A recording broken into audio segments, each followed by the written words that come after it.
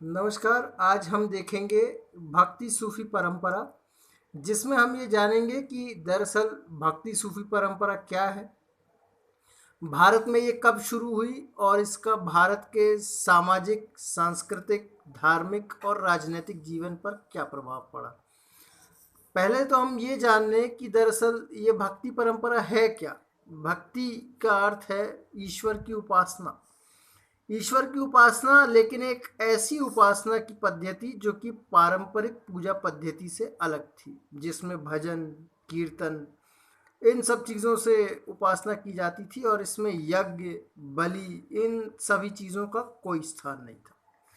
ये महिलाओं तथा समाज के सभी वर्गों के लिए खुला हुआ था। इसमें कोई ऊंच नीच का भेद नहीं था।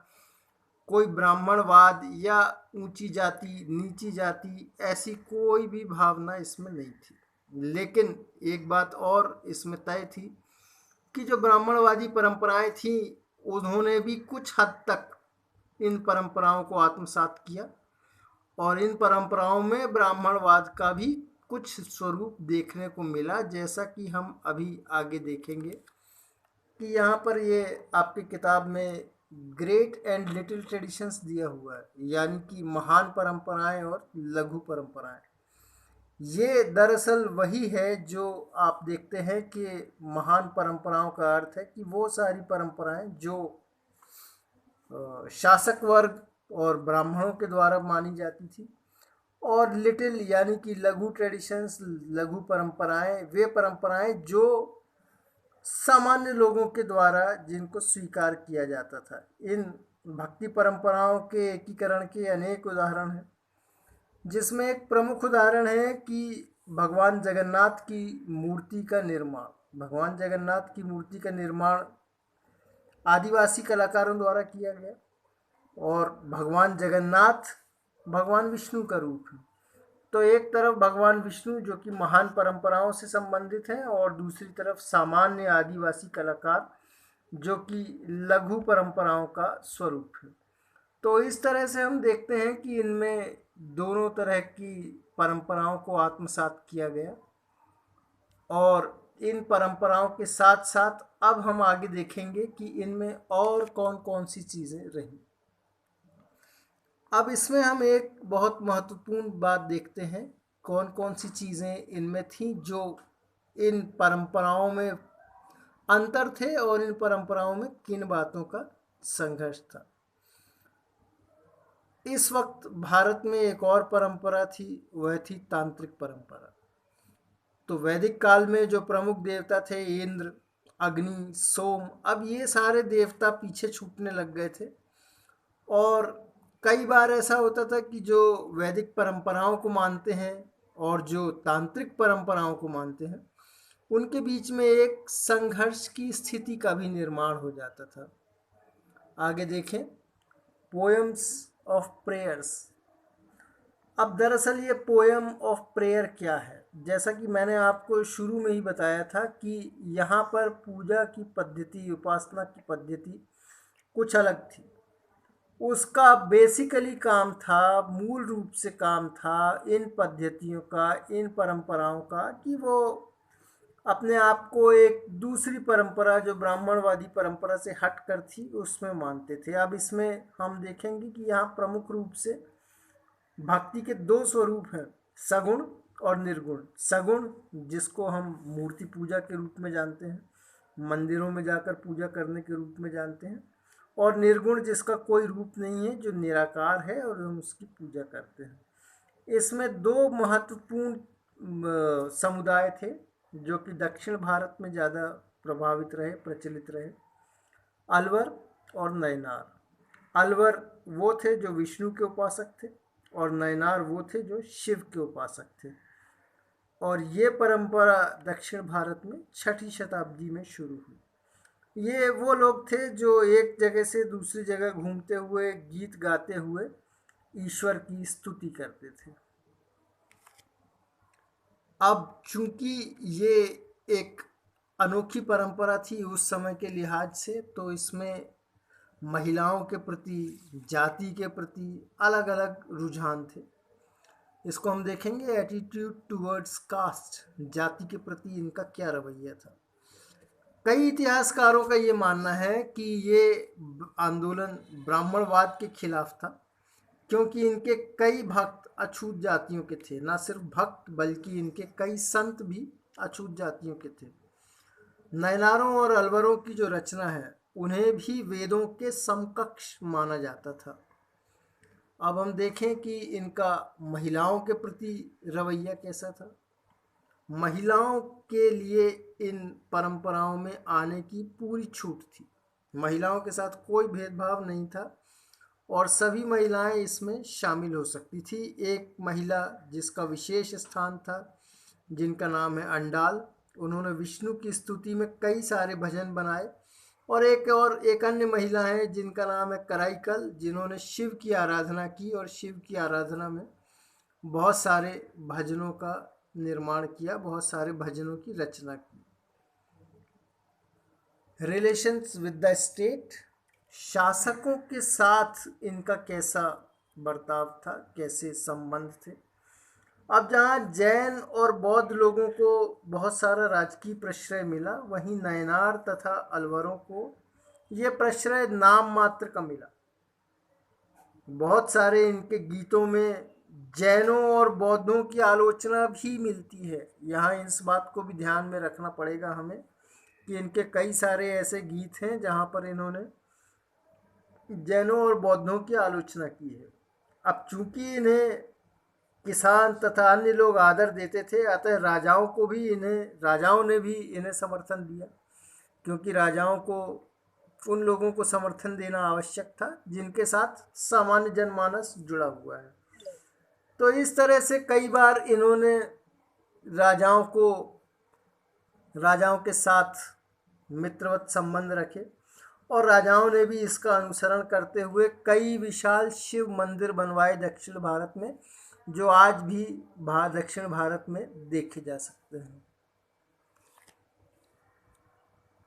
अब चूंकि इसमें हम एक नया परंपरा को देखते हैं। अभी आपने देख लिया कि यहाँ पर बहुत सारे मंदिर थे, जैसा कि मैंने आपको बताया दक्षिण भारत में बनाए गए। आपकी किताबों में इनके प्रमुख स्थानों के नाम लिखे हुए हैं, चिदम्बरम, तंजावुर और गंगाईकोंडा चोलापुरम। अब इसी के साथ एक नई परंपरा कर्नाटक में शुरू हुई थी जिसका नाम था वीरशैव परंपरा। अब ये आंदोलन कर्नाटक में बासवन्ना ने 12वीं शताब्दी में शुरू किया। इनके समर्थकों को वीरशैव कहा जाता है। वीरशैव शिव की पूजा लिंग के स्वरूप में करते हैं। चांदी के लिंग को ये बाएं कंधे पर रखते हैं और इनका ये विश्वास है कि जो इस पूजा को करते हैं, जो इस विश्वास को मानते हैं, वो मृत्यु के बाद शिव से मिल जाएंगे। साथ ही साथ जो लिंगायत थे उन्होंने ब्राह्मणों के वर्चस्व को चुनौती दी और ब्राह्मणों की बहुत सारी बातों का इन्होंने विरोध भी किया। आगे देखते हैं। रिलीजियस फर्मेंट इन नदर्न इंडिया। अब भारत में 13वीं और 14वीं शताब्दी में क्या हुआ, ऐसी कौन कौन सी धार्मिक परंपराएं थीं जो इस वक्त मौजूद थीं, उनका आपस में क्या संबंध था, कैसे वो विकसित हुई और उनका सामान्य जनमानस पर और भारत की धार्मिक स्थिति पर क्या प्रभाव पड़ा।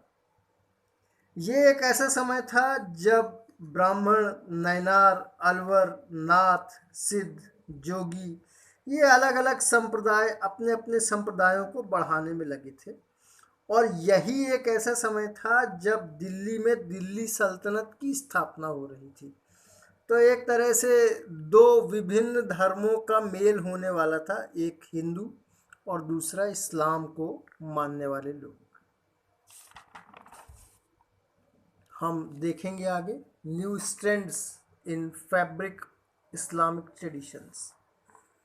711 में मोहम्मद बिन कासिम ने सिंध पर कब्जा किया।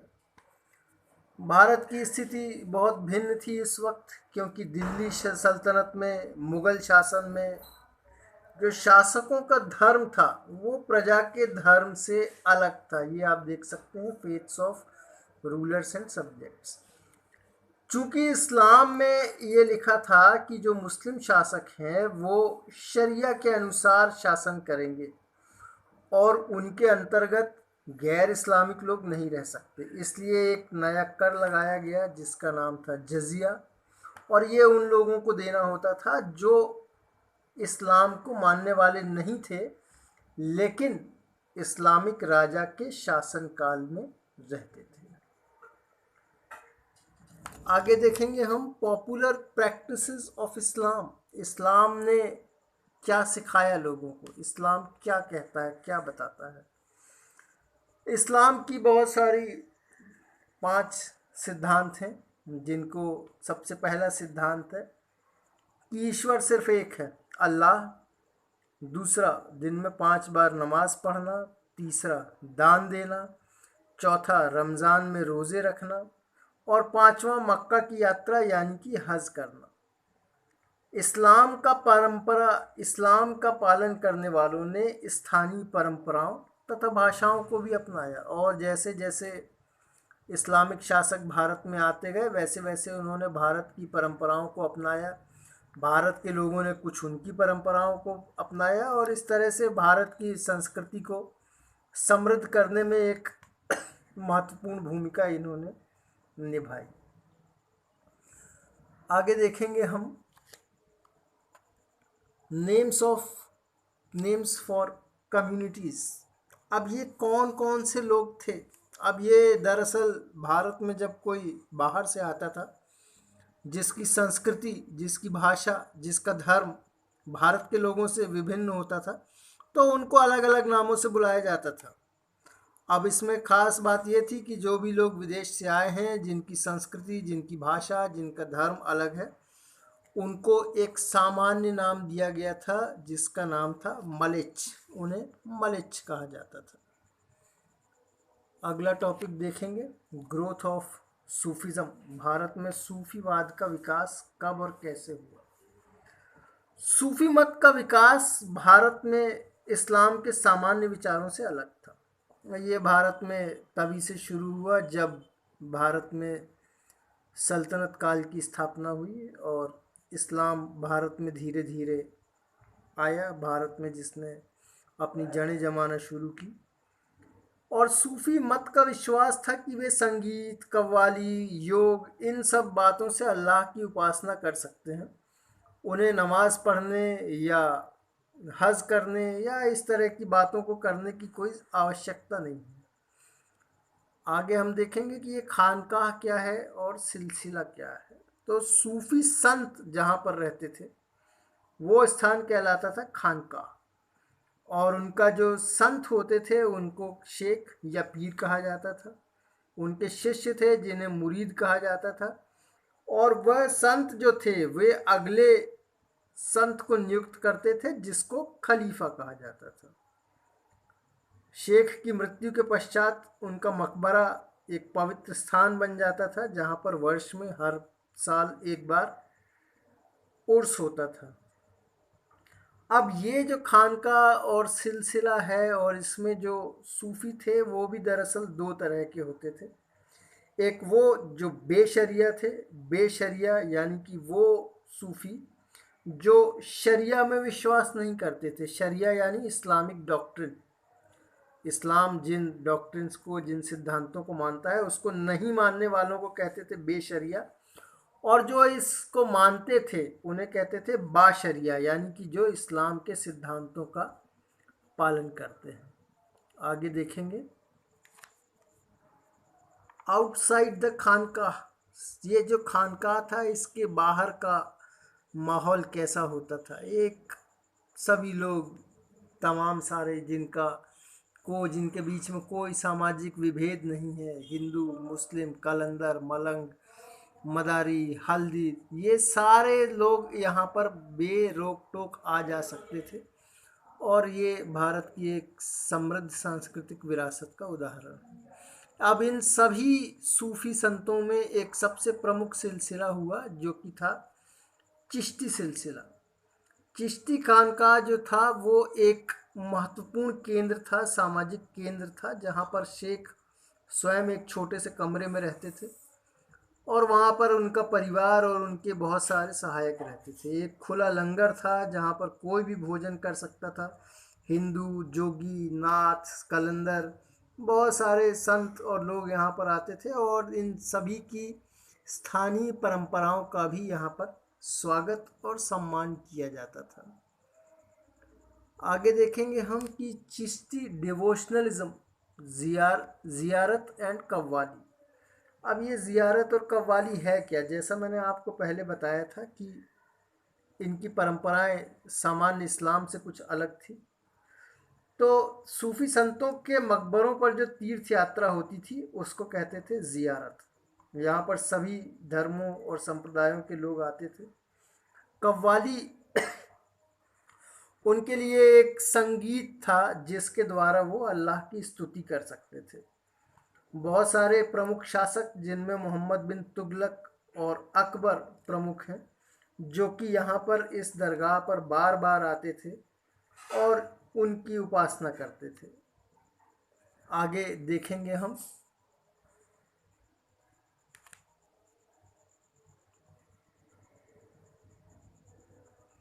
आगे हम देखते हैं कि दरअसल इन सब चीज़ों में ये जितने भी लोग आते थे, ये इनका संवाद किस तरह से होता था?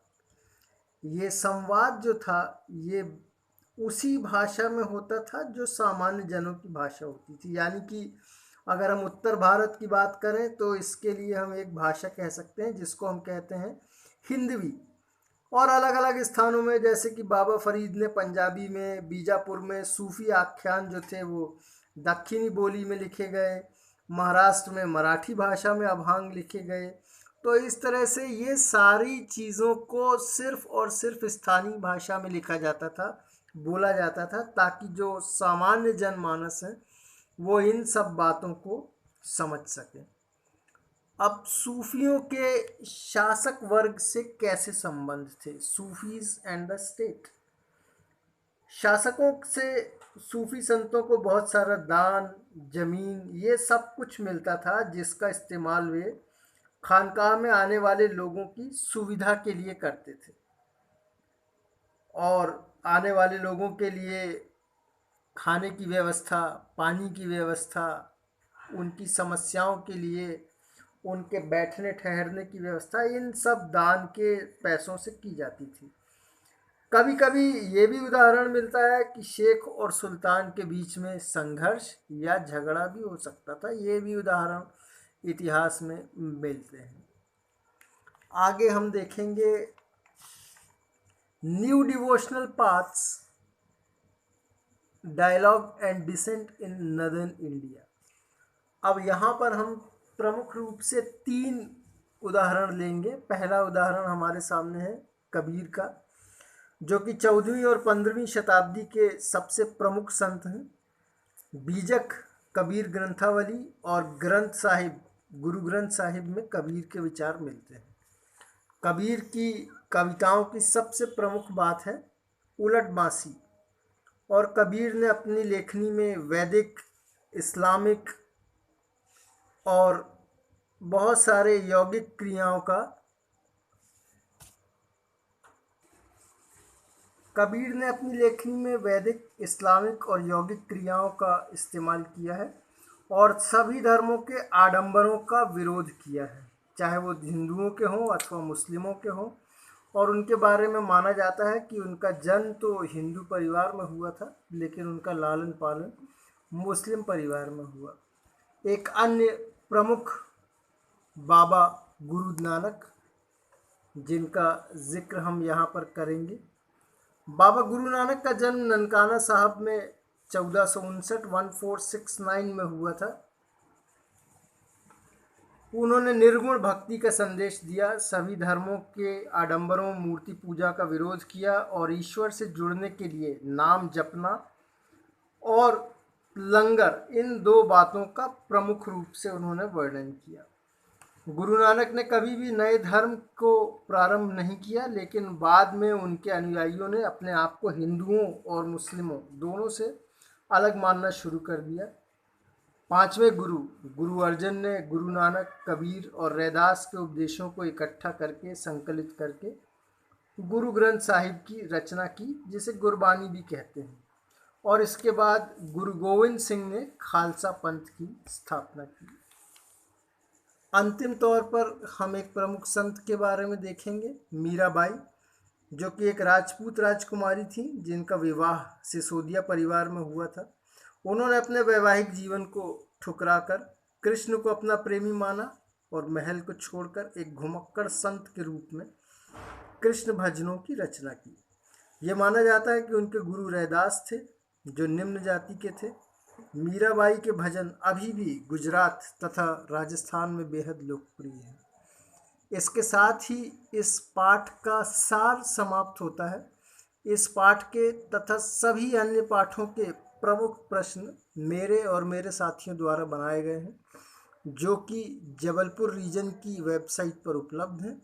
आप वहां से इन सभी पाठों के प्रश्नों का अवलोकन कर सकते हैं और उनके समुचित उत्तर लिख सकते हैं। धन्यवाद।